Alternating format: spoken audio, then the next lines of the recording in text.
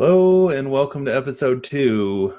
We will be starting shortly as soon as Mac and Daryl get on the Hangout. Until then, hang loose and we will be back.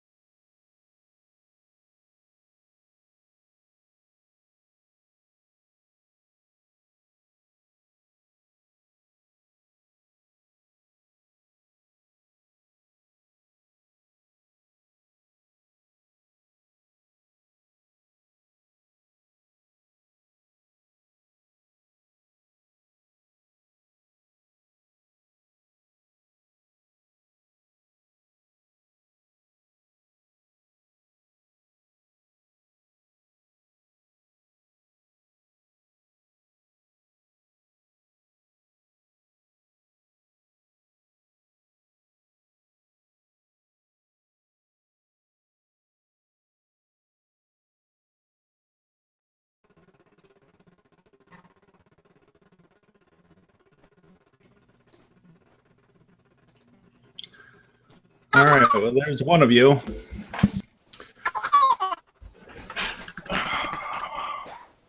And Token has arrived. Hey. How you doing? I'm all right.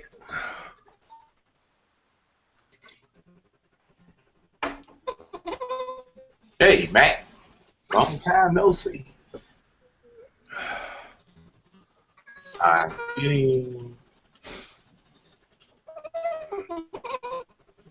Can you hear me, Matt? Can you hear me, Jeremy? Yep, I can hear you. Can you hear me? Yeah. Okay.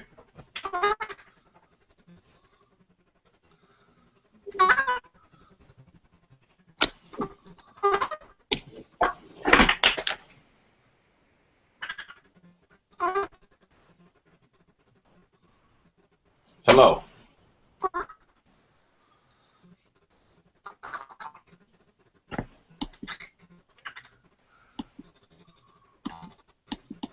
Can you hear me now, Jeremy? Yep. Can you hear me? Now we I can hear you. now, Matt. There it is. Somehow my settings got a little changed. Oh. Oh, we are live. Yes. Finally. We've been live Yes, for a couple we are. minutes. Huh? Okay. Yeah. Okay. Please enter a present title. Whatever.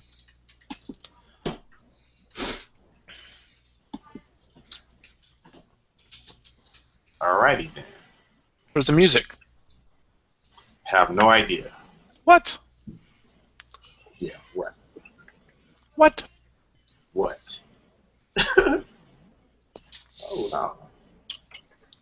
Say what one more time, mother trucker. Oh. Now you went and done it. What is the YouTube link?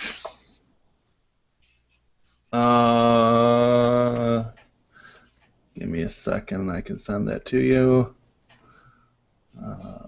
YouTube.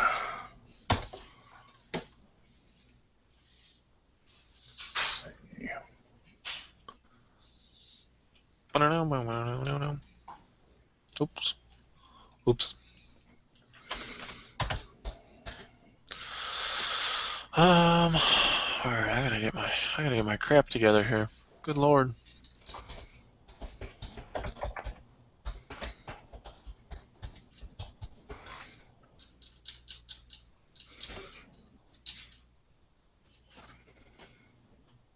The YouTube link has been sent.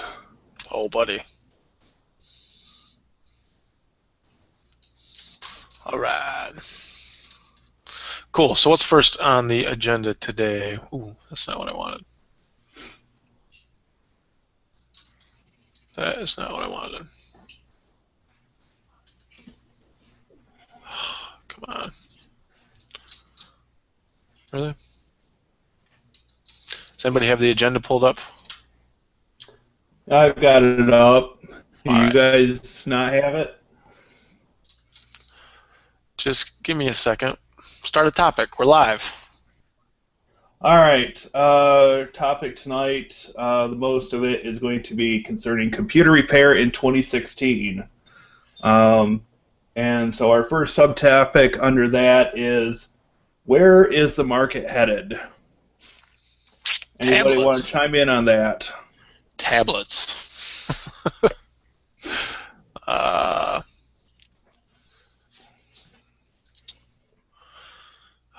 Where'd Daryl go? I can still see him. I can see him. I can't hear him.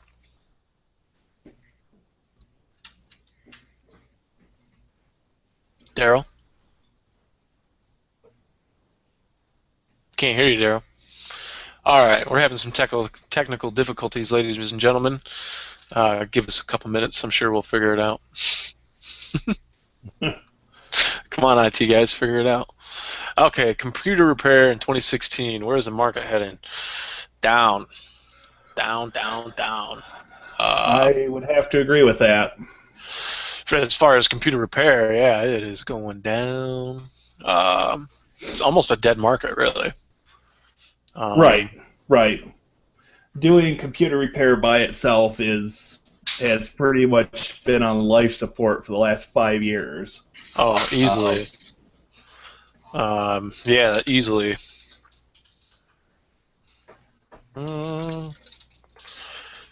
Because everybody seems to be moving to phones, tablets, and Chromebooks. And so there's no money in actual computer repair anymore. Right.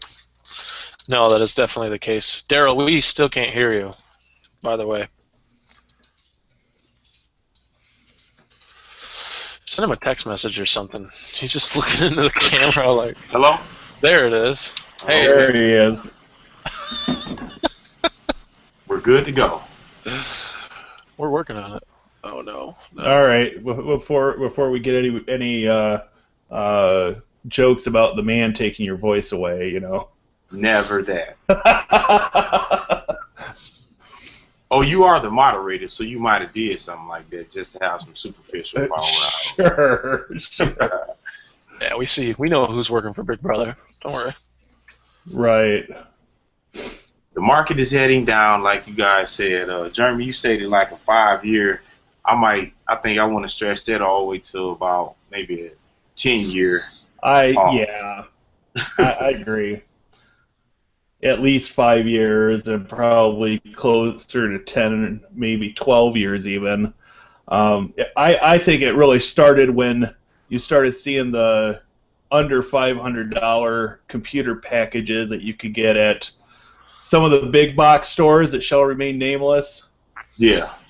I know from my previous years, I had a license with the ETA, Electronic Technicians Association, and in that particular course, we were taught, how to identify resistors, know what transistors was, PNP, NPNs, and solder and desolder things on breadboards and fixed consumer products, TVs, computers. And now, because of the large process of integrating everything and making everything smaller on the micro level, if something goes bad, there's no need to repair an individual component. It's simply just order a new motherboard, or order a new graphic card, or just your stuff is outdated and just buy a new one. So yeah, that level of repair is going down quick. See this crap? Hold on a second. Brandon just dumped all this crap on my desk, and I just got done telling her my desk is not a dumping station for random stuff. That makes me mad. That was rant. I found a. I know. Well, it's just.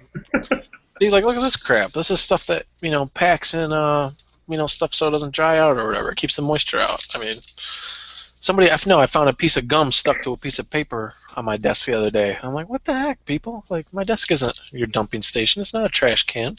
It's an IT station. It's a business station. That's right. Right. No, yeah, the market is definitely going down. I mean, you can get a laptop you can get a Chromebook for $200. I mean, cheaper than that now. So I mean, what it might cost to maybe get a new screen, or maybe to change out and get some new memory or something, or any small little tweak, maybe a heat sink or your fan went out or something like that. It's cheaper just to go out and get a new tablet, or a new Chromebook, or even a smaller, cheaper Acer or something, So, and that stinks, because I know there are a lot of guys, they got a lot of shops and businesses kind of tapered to PC repair, but I think the ones that are still around, they've certainly evolved with the times, as in, doing more like malware removal, or fixing tablets and phones. Phones are huge right now. I just ordered my mom's got a iPhone 4S, and I just ordered a new digitizer screen for her, $14. Oh, wow. Yeah, the Verizon store wanted like $100 to do it, and I said, okay. Well, let me jump on Amazon real quick and see how much they are. And they were $14.95, so $15. So $85 per hour service technician fee. Apparently, yeah. I'm sure your local Verizon store or repair store, they probably get a cheaper deal on them. I just ordered it off Amazon with my Prime account, but I'm going to fix it for her for free because she's my mother. Ladies and gentlemen, take care of your parents, especially your mom. But yeah, so, I mean, I was like, wow, for an iPhone 4S, I mean, there's been like 4 other models that come out after this phone. Seriously? 4 or 5 other iPhones. They still want $100 to fix this thing? So, and she just wanted a new one. She's like, well, would it just be cheaper to get a whole new one? I said, I got an iPhone 6, a used one for $100, a year ago, so probably, but we found the screen for $15. I mean, you couldn't beat it. So that's nice. Yeah, so I think they're gonna come over we're gonna have some din or something, and hook that up for her. Mac, you just spoke on as far as the tailored shops. We know with the inclusion of all-in-one units now, they're going away from the mouse, the video screen, the desktop tower, and all that, and just making it all-in-one unit. So what changes should the current technicians be expecting in the coming years? That is a good question. I think more or less consumers better, expect to see some pretty high some high repair bills. I think for the all-in-one units, they got the touchscreen and all that stuff. I don't even know how much, like, say your screen gets cracked, maybe someone tipped it over or something. I don't even know how much one of those would cost, but I'm sure it's a pretty penny. Yeah. Because that's got to be the most expensive part to the whole thing, other than maybe the processor. So I couldn't even put a ballpark on it, ballpark number. I just know that for like iPhones and tablets and things like that, I know most shops are doing them for like $40 or something like that. Plus Yeah. parts, obviously. Especially with the those like Mac products, they got the glue seal on them. So it's not your conventional, you just need a screwdriver set or whatever. You got to have a glue gun or a hot gun to undo that glue and pop that seal. Yeah, that's going to be the tricky part. Is a lot of consumers don't realize that when you're working on stuff as a technician, the more complicated it gets, the more expensive it becomes to fix. So, like my dad and my brother are both mechanics, GM mechanics, and their prices got to keep going up because they got to get new equipment or new software because all the new cars, they've got more technology in them. They're getting more complex and difficult to repair and work on. So. The same concept applies to your average PC technician. I mean, his prices have got to go up because you got to keep up with the times. Right. So, and one of the things that Jeremy has on here is about networking. Now, with the integration of Google and all its components and Microsoft and all its components, I played around with that Microsoft Azure, and that's the whole virtual hookup. So networking has become very, very critical for a PC technician, opposed to handling physical parts to computers. Yeah, like we said, it's obviously it's getting to be so cheap now that it's I know. Like if you go to Best Buy, and you're getting like a simple PC repair or like a cleanup on your computer, it could cost a lot of money. I mean, it is literally cheaper just to buy a new computer or tablet at that point. But some people, they just like their old stuff. Like, hey, it works, just take a dump on me, I got to do this or that every once in a while, but they like that model. Or, some people are a little OCD when it comes to a particular model or brand, and maybe they don't make that same model or brand anymore, so they just want to keep that one alive. And hey. Oh, they're like that with OSs also, because a lot of people still like XP. Yeah. Well, XP ran. I mean, it worked. It was simple. That's what made it kind of cool. But I don't know. I couldn't tell you with the all-in-one units. I haven't really had much time or any opportunities to really get into one and tear one apart. I mean, certainly if someone brought one in and said, "Here, have it. It's broken. It doesn't even work," I'd totally, tear it apart and figure out, all the components. It's the catch-22 because most all-in-one units, they upsell them to the warranty. Then if something breaks and they bring it in under the warranty, then they just simply take that and give them another one, give them the next model up, or tell them, you got to pay the shipping and handling, and we'll send it to the company to fix it. And so they send it, and we still yet as repair technicians get a chance to see products like that because they still under warranty. Or when the warranty is coming up, like with mine, I got a warranty on my subwoofer, and Best Buy sent me a reminder where your warranty is coming up. Would you like to purchase a new one? But the warranty like $60. I'm like, if this subwoofer goes out, I'll just buy a new one. Yeah, I bought some Bose headphones a little while ago, some earbuds, and I bought the 2-year warranty. It was like $20 extra. But the funny thing about these headphones, these ones right here, these nice Bose earbuds, they're like $120, and this is my third pair. I had a pair that got chewed up by a dog, and then I got another pair for Christmas. Someone gave me a gift card for $50 to Best Buy, so I went and spent the other.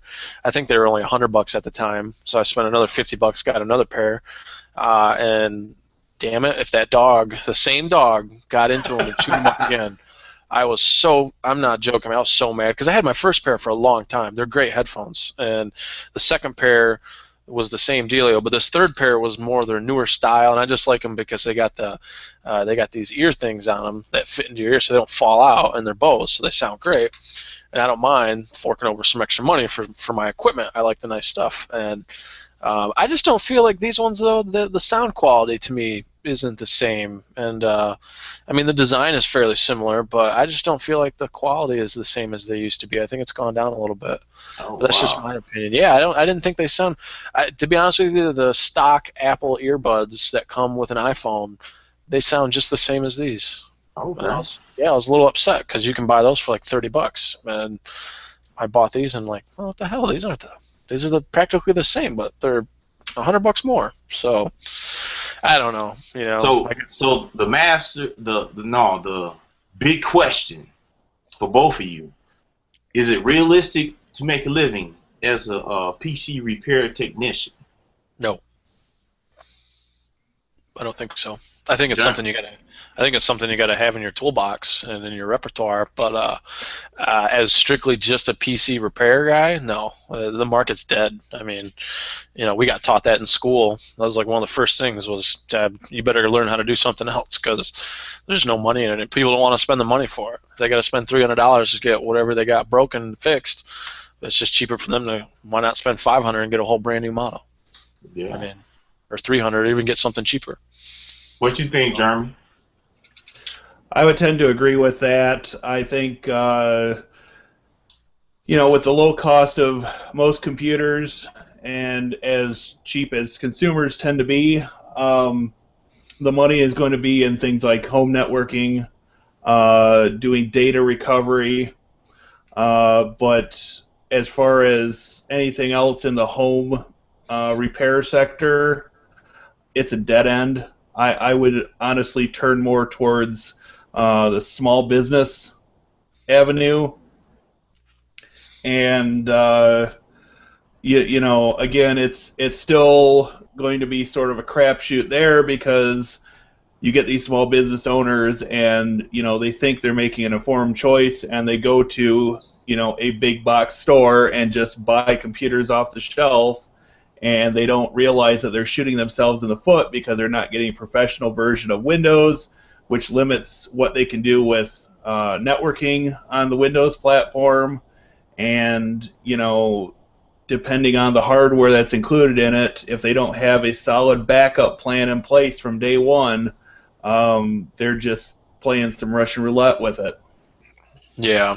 I definitely think, though, if you're going to get into the repair market, it's got to be more aimed and geared towards like tablets and smartphones, something along those lines, even like speakers, things like that, within the phone. But I mean, this will be doing my mom's iPhone. This will be the third phone I've done in the last month, and I haven't even been looking for that type of work. So I think it's a pretty lucrative market. I think there is a cell phone repair shop or someone that does it out of their house in close near here anyway, and apparently she's got more work than she can handle. I guess she is booked all the times fixing phones, whether it's like replacing a speaker or the camera or a new screen or something like that. I guess business is booming for her, and I'm kind of jealous because I guess she's just booked all the time.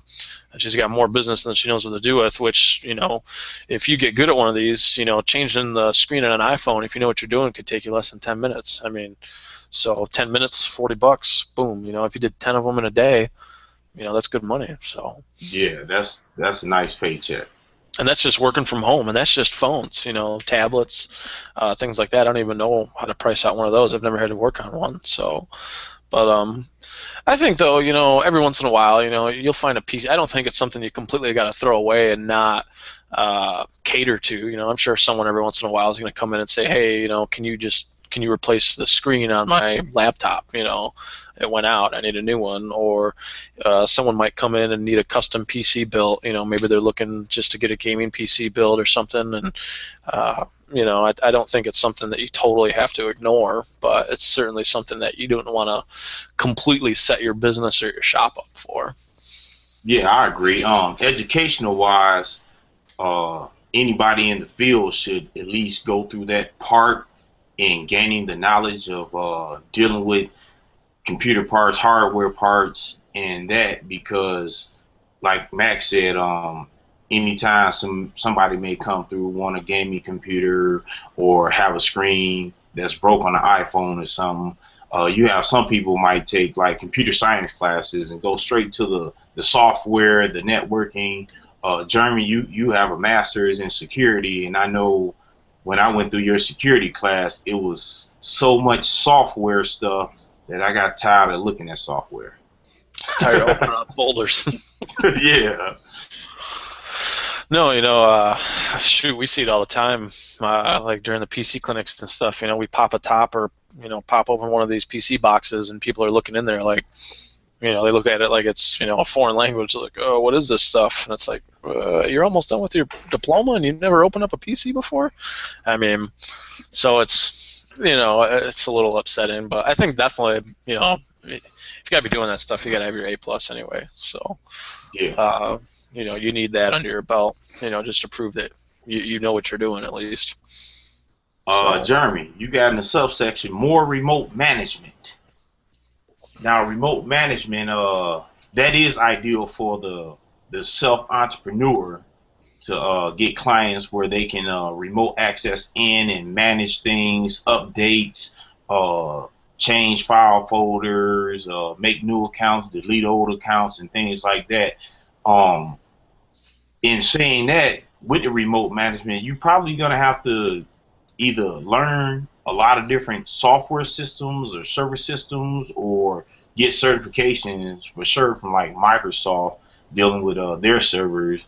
But on the intermediate level, people with like Linux systems, do you think having both of those sets of knowledge is beneficial, and how? Actually, Mac was the one that added the remote management thing there. I didn't add any remote management. No, I added it. It wasn't me. Okay. I told y'all filled this list. I didn't add nothing to it because I'm like, well, you made it sound like I added it, and I didn't. Oh, no. Just something I'm touching on. Because with the remote management, once you get started, the chain reaction as far as clientele, dealing with small businesses, can be advantageous, especially as an entrepreneur. So if I do a good job for small business A, small business A refers me to small business B, and small business B to C, D, and E. Sure. Well, and it comes down to the person that's doing the work can dictate to some degree what remote access software they're going to use to do this remote management work. You don't have to use, Microsoft, the built-in remote access stuff. There are different pieces of software available, like TeamViewer, for instance, that'll let you do Windows and Mac and Linux as well. Mm-hmm. And there's no reason that you should necessarily have to learn 5 different pieces of software just to manage the different platforms.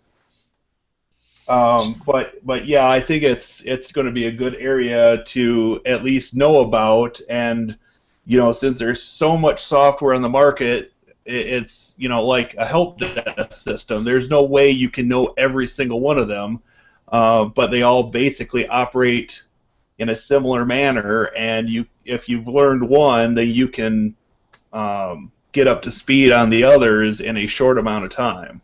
Okay. Yeah, definitely. But I think remote management is something that it's got to be in every technician or NA's toolbox. It saves you tons of time and tons of hassle. I mean, why walk clear across the building to restart a PC, when you can just remote into it and do it, Plus, it saves maybe a company, if you're managing a local company or a small business, instead of, charging them $85 to drive out there and, flip the power switch on and off, or, something real simple. It happens, and companies do that, maybe you could just remote in and fix the problem that way. I mean, yeah. And that's good business if you ask me. I mean, if every single time you have to charge one of your customers $85, no matter what it is, especially if it starts getting uber small, business owners are going to catch on to that, and then they're not going to want to have you around anymore. Really, Yeah. they don't want you to come and flip the power switch on and off, when they can do that themselves. So I definitely think there's got to be some leeway. I mean, I know everyone's fighting for everything right now because the economy's coming back, but times are still tough. So. Remote management, I mean, it's got to be in everybody's toolbox. You got to know, TeamViewer. I've heard of TeamViewer and seen it in action a couple of times, and certainly it's good. Or, just around, if you got a Microsoft-based system or network, remote management works fine. The remote desktop system works fine. So, definitely something you got to have. You got to be familiar with. So what do you think about VM management then, Mac?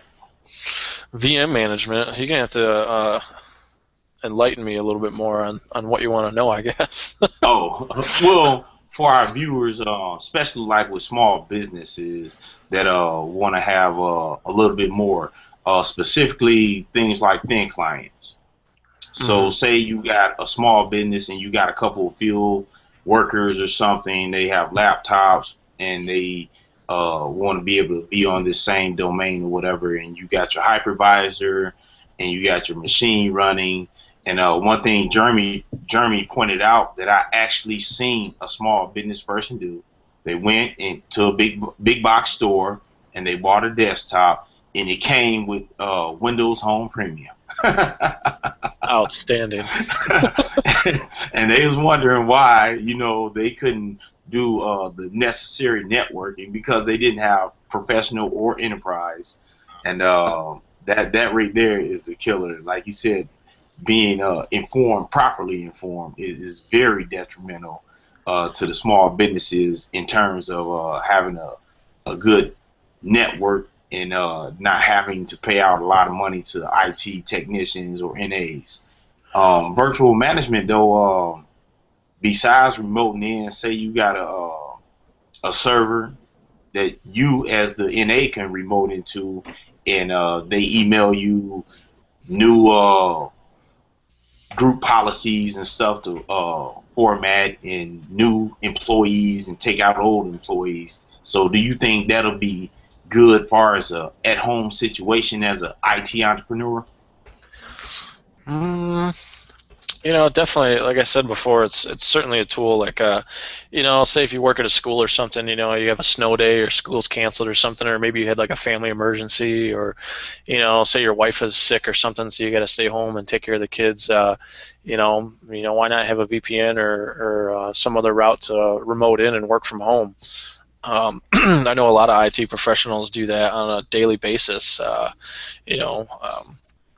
Why drive a half hour to work when, maybe, hey, I'm just going to do remote in and work on the server for a few hours today and take the rest of the time, as some PTO time or something. And with VM management, like I said, it's kind of the same way if you're running a Type 1 hypervisor.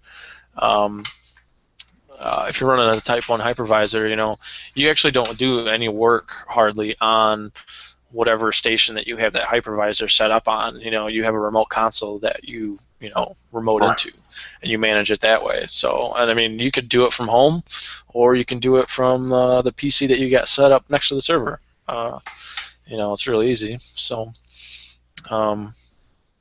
it's not too hard, but and it's not hard at all. I mean, you press a couple buttons, you enter in your username and password, and boom, you're in. It's like you're right there at the machine. So, I don't know why anybody wouldn't want to use it. So certainly, though, there's got to be some security measures in place because you don't want everybody and their brother having access to that. Then you're going to be in trouble. But then, if that's happening, you're probably already fired, Right, before you even pick up the phone. So, Jeremy, you got managed services on here? Yep, and that ties in with what you guys added for remote access, remote management type stuff. A lot of it is going to be preventative maintenance, and just getting people on a plan where work is being done routinely on their machine to keep it working well. and with that, most places will get them on a service plan so that you're either charging, in 6-month or year-long increments, and they get a little bit of a break on the price for doing that. But they're guaranteed that you're going to be coming in. You'll work on their computer. You can do this remotely. Run defrag, run the anti-malware and things like that, so that they're not going to have an unexpected problem where they're going to be billed for an emergency call out to fix their computer. Yeah. Definitely. And I think, if you're going to be managing like a school or a small corporation or something, you definitely want to do like a 6-month to a year-long contract. That way, hey, we're locked in, and then, either if it's going to be like a long-term deal, like, hey, we sign like a 5-year contract, and like every year or bi-yearly, we reevaluate that contract and kind of either, up the ante or maybe down it a little bit depending on what your needs are. But I think most companies, they do it yearly. They'll do a yearly like evaluation, kind of like like a review, and say, okay, well, hey, this is what this is what we've been supporting. That's why ticket systems are so vital, because now you can take that information and you can present that to your client and say, hey, we've done a ton of work on this.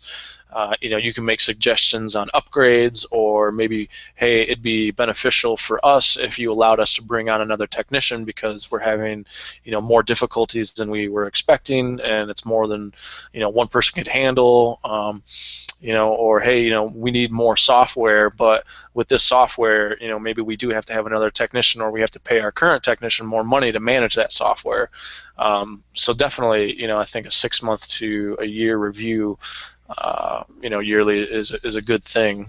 Now, small businesses, things like that, it could just be monthly, or if you're just an on-call like freelancer, hey, they call you and then boom, you send them a bill, right, something like that. But I think it's definitely more beneficial to, I think for smaller businesses or independent tech guys, a monthly deal is going to be a good. Now, if you're more of a mid-level business that you're doing a lot of management, you're definitely going to want to look for those year-long contracts. If you get paid in full, though, you just got to manage your money well. I mean, you can't go out and buy a new Ferrari, but then you ain't got nothing to put in the gas tank, So. And don't forget your taxes. And don't forget your taxes. Yes, set aside 25% just in case. Yes, right. Absolutely. More than that, Yeah, that's the funny thing. A lot of guys will, come into a large sum of money, and they'll forget about taxes. Like, hey, you got $100,000. You better set at least $30,000 of that aside for taxes. So. But no, yeah, definitely. If you're going to be managing schools or something like that, charter schools or public schools, a yearly contract, year by year, and then, if they don't like your services, you can part ways. Hopefully you can, end the marriage, peacefully. But right, yeah. Next topic here. Complexity changes. More complex systems that were once only seen in the enterprise are now trickling down to the home and small business levels, such as one thing that I know Jeremy loves is the home automation. From dealing with the meeting we had, the IoT meeting, Internet of Things, and the Nest, the Google Nest automated thermometer thermostat for your home, but things like that, things like the security cameras, being able to view them from your phone. We know that companies like ADP, what is it, Brinks and ADT, they monitor with their equipment, and if something going on, then they call the local authorities. But if you can get it set up and have it linked to your smartphone, and if something wires tripped or windows opened or the heat get too hot and it sets off a fire alarm, or your fire alarms go off. They have smart fire alarms, and they'll notify you by your phone. Then you can go ahead, connect, and view in your home to see what's going on, and you can call the authorities or the fire department. Yeah, certainly I think, like we've said before with the home automation systems and the alarm systems is really they're just buying a peace of mind, just that little extra added security, really it's just a comfort thing. But essentially, like ADT and Brinks, they are, they'll call the police or whatever when you can do that yourself. But I mean, like I said, people are getting into those just for a little bit of peace of mind. Like, okay, my family is more protected, or at least we feel more protected. So. Screen froze. Your screen did freeze. Yeah. You got problems over there, man. Interesting. No, but I think with the home automations, we've elaborated on that before, that it's a little bit cheaper, more affordable. If you kind of set it up yourself. Definitely, though, I think there we go. You're back. Kinda. I think more definitely though. You're going to want to get like a UPS or something, an uninterrupted power supply to back these things up. For the guys that are really crazy and like we've seen in the movies, the guys cut the power to, avoid the security system, so people that maybe want something more like that, or even if the power does go out, maybe you still want a little generator or, a decent UPS that's going to keep your system online for a couple more hours. Say the power goes out or whatever, bad storm.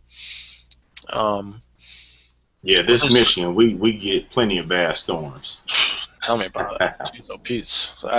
Just last weekend, I mean, it was 50 and almost 60 degrees and sunny, and then poof, we got like 4 or 5 inches the next day. I was like, crap. Crazy.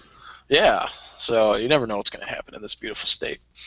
But yeah, I mean, speaking of IoT things, though, my parents are building a new house, and that's why we had to start the episode a little late, because I was a little late getting home from helping them set some things up and buying some things from Home Depot. They were talking about their thermostats, and I told them, well, hey, maybe you want to look into, since you're building a new house and, you've already got X amount of money invested in it, what's another couple $100? And with the Nest thermostat, I was telling about it, it would, detect what time you left, and it'd learn, your patterns of when you leave or when you get home, and control the heat a little bit better. But the only problem with that is they have heated floors. They've got a really... Wow. Yeah, they spared no. It's not a very big house, but they've got heated floors, and it's all like liquid heated, and they've got independent air conditioner units, wall units in every room. So they're my dad said it would take, if it turned it down like 3 or 4 degrees, it would take hours for it to get back up to temp. So like if the Nest turned it down, 1 degree, it could take a couple hours to feel the difference, like to get it back. So he's like, really, I would just be spending more money, because it's going to take more juice to get that. It's cheaper for me to have it going at one level all the time in the wintertime. So. And how you feel about the IoT, Jeremy? Oh, I get to talk now? Wow.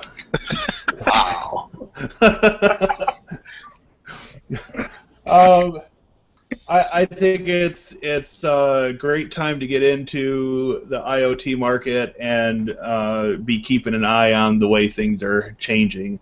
I view it in large part to be very similar to what we saw with the home computer revolution of the 80s, where you had all these different competing platforms that were flooding the market, and they were all selling in pretty good numbers until you started having mergers and things like that happening, and then you would see some stable standards on the market, and then there was only a couple of or a handful of competing products.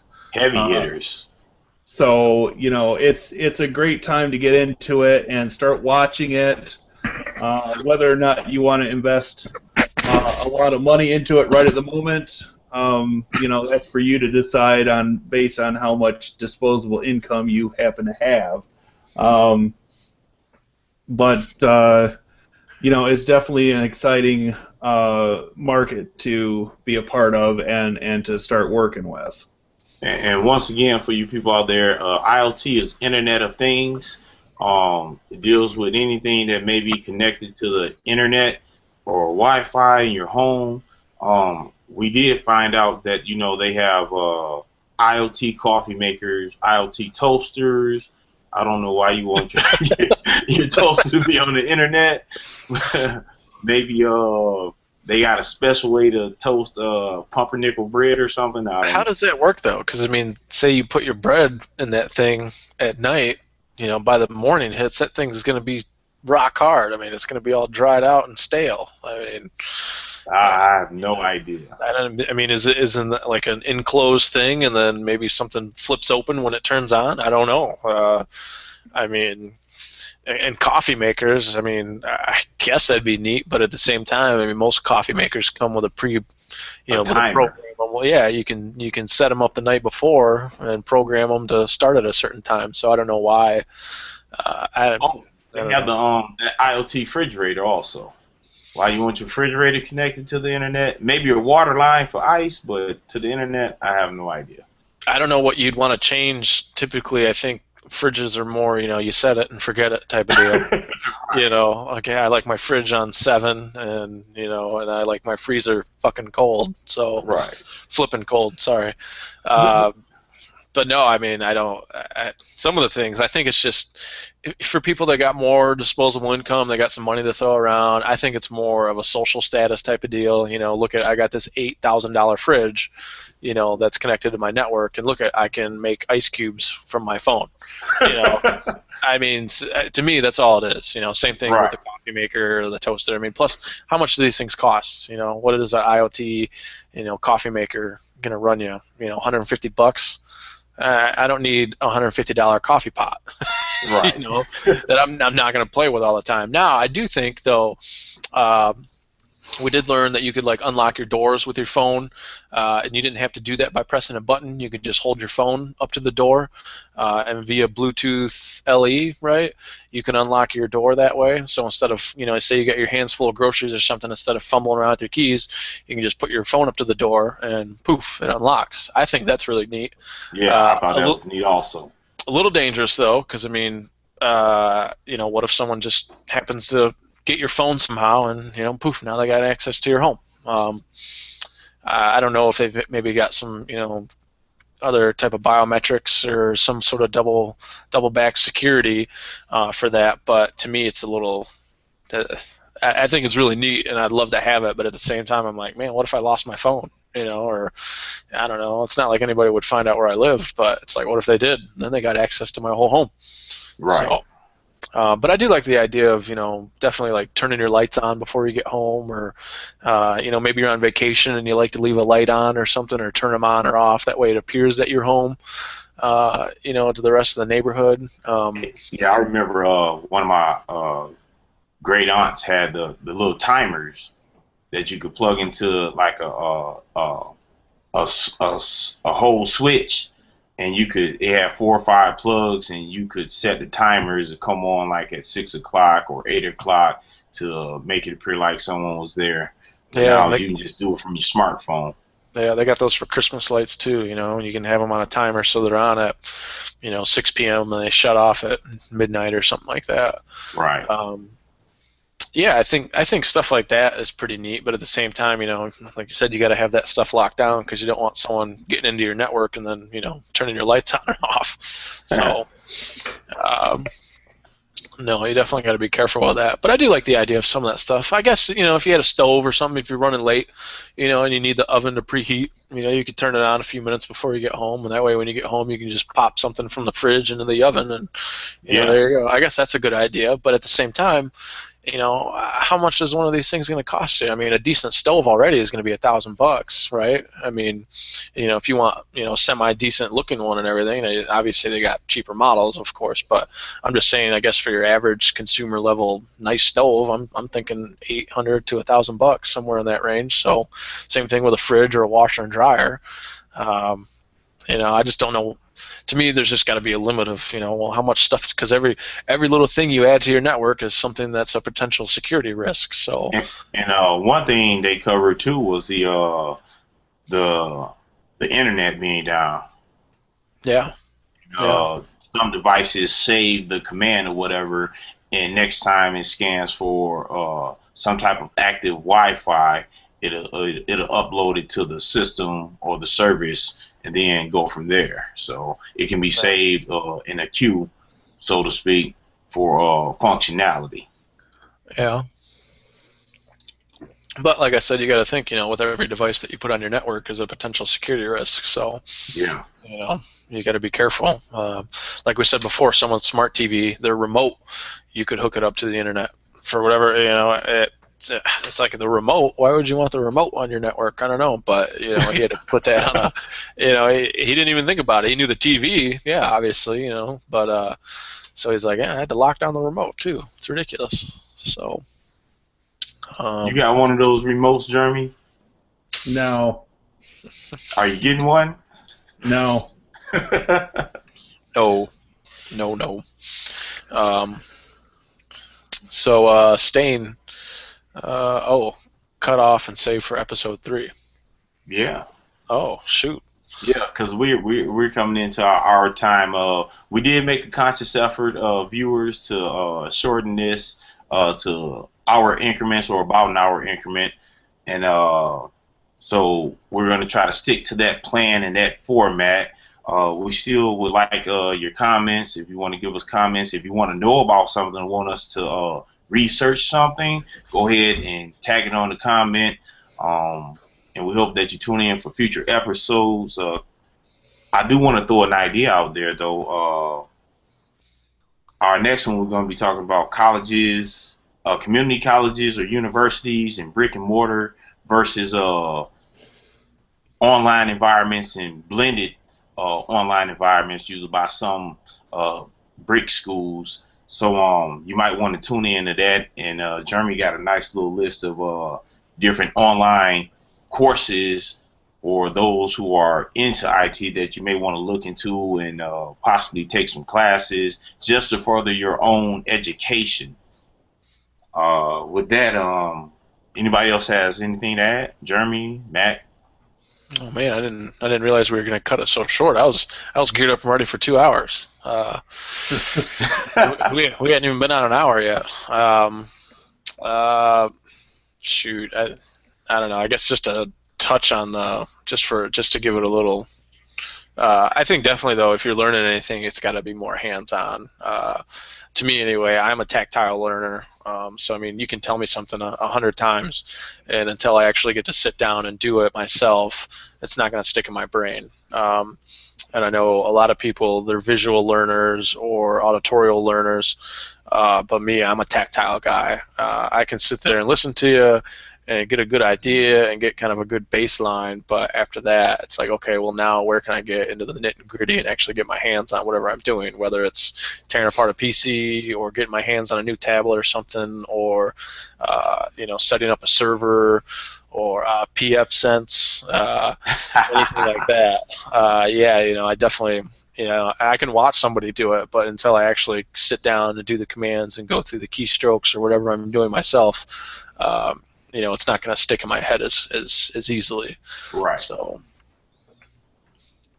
but I think with your online classes, you're certainly you're not getting the hands-on that you really need.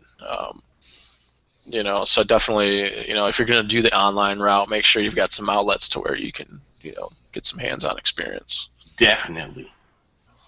Right. The bottom line being that, if you're looking to get into this kind of work, you should have some sort of home lab, whether it's a physical or virtual lab, set up so that you can apply what you've been learning from whatever type of learning environment you're getting the information from. You need to back it up with hands-on work and, set it up, break it, troubleshoot it, fix it, and lather, rinse, repeat, so to speak. Yeah, definitely. And definitely for the guys that are going to school, don't be afraid to ask questions and don't be afraid to mess up. I remember being an athlete in high school and playing football and wrestling. I remember in wrestling practice, some of our top guys, it seemed like they weren't that good because they were always making mistakes and doing things, and they just didn't look as sharp as they did, when it came game time. And I remember our coach elaborating on that, and he said, this is where you're supposed to mess up. This is where you're supposed to make mistakes and learn. So, don't walk into your classroom and think that you have to be the top-notch guy, or because you don't know something, people are going to judge you. That environment is where you're supposed to make mistakes and learn from them. You definitely don't want to be doing that when you're on the job or out in a real-life scenario. Because then that's bad business, and you're not going to look very good, and you're certainly not going to lock down yourself a job or a reoccurring client when you're messing things up. And it may get costly. And yes, it could turn into costing you. So, yeah, definitely. And if you're losing more money than you're making, that's you're going to go under. You're going to go belly up pretty quick. So. But yeah, again, definitely don't be afraid to make mistakes. We've come across several guys in some of our classes that, they think they know everything, or they don't want to, listen to any input you got for them. They don't want to hear it. They think they just know it all. And when it comes game time, though, for them to perform and show our teachers or our instructors that you know what you're doing, they don't even know the first step. And it's like, dang, I thought you knew all this crap. So, did you try cutting it on and off? Did you try reading the manual? No, we've come across at least, a handful of guys that are like that, and it's sad, because it's, hey, don't come in with that attitude. You came here to learn. You're paying for it. Come here to learn something. Don't think you're a hot shot and that you already know everything, And right. If you do know what you're doing, then, hey, teach somebody, help somebody out. So.